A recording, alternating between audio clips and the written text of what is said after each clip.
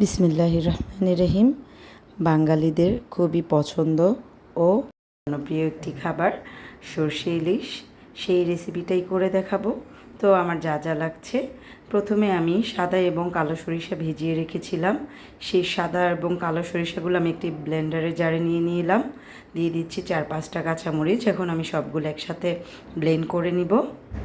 এখন আমি একটি মাটির কড়াই নিয়ে নিলাম। মাটির কড়াইতে রান্না করলে এটা স্বাদটাই অন্যরকম হয়ে যায়, কিন্তু এটা ম্যান্ডেটরি না। আপনাদের যেটা অ্যাভেলেবেল আছে সেই কড়াইতেই রান্না করবেন। আমি প্রথমে পেঁয়াজ বাটা নিয়ে নিয়েছি আদা রসুন বাটা, দিয়ে দিচ্ছি সামান্য হলুদ, মরিচ, ধনিয়া এবং জিরার গুঁড়া।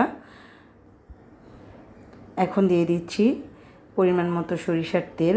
অবশ্যই আপনারা সরিষার তেলই দেওয়ার চেষ্টা করবেন।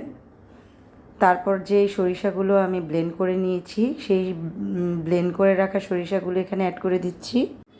এখন সবগুলি মশলা আমি হাতের সাহায্যে একটু ভালোভাবে মেখে নিব। এটা কিন্তু খুবই ইম্পর্টেন্ট একটা পার্ট। আগের দিনে মুরব্বিরা বলতো হাতের ছোঁয়ায় নাকি জাদু আছে, হাত দিয়ে কোনো মশলা বা ছোটো মাছ মাখিয়ে রান্না করলে নাকি খুবই মজা হয়। যাই হোক, আমি ভালোভাবে হাত দিয়ে মেখে নিয়েছি। এখন ব্লেন্ডারটা ধুয়ে আমি পানিটুকু সরিষার যে মিশ্রণটা সেটার মধ্যে দিয়ে দিচ্ছি।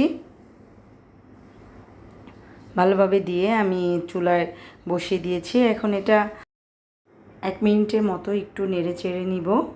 তারপর যে ইলিশ মাছগুলো আছে আমি মশলার মধ্যে দিয়ে আমি একটু মাখিয়ে নিব ইলিশ মাছগুলোকে। আমি এখন সবগুলো ইলিশ মাছ একটা একটা করে দিয়েছি। দিয়ে আমি পরিমাণ মতো একটু পানি দিয়ে, পরিমাণ মতো লবণ দিয়ে কড়াইয়ের ঢাকনা দিয়ে চুলায় বসিয়ে দিয়েছি। আমি 10-15 মিনিট পর ঢাকনাটা তুলে নিলাম। নিয়ে কিছুটা কাঁচামরিচ দিয়ে দিয়েছি। এই তরকারিটা হতে বেশি সময় লাগে না, কারণ ইলিশ মাছ, চিংড়ি মাছ এই মাছগুলো খুব তাড়াতাড়ি হয়ে যায়। তো এই তো আমার প্রায় তরকারিটা হয়ে এসেছে।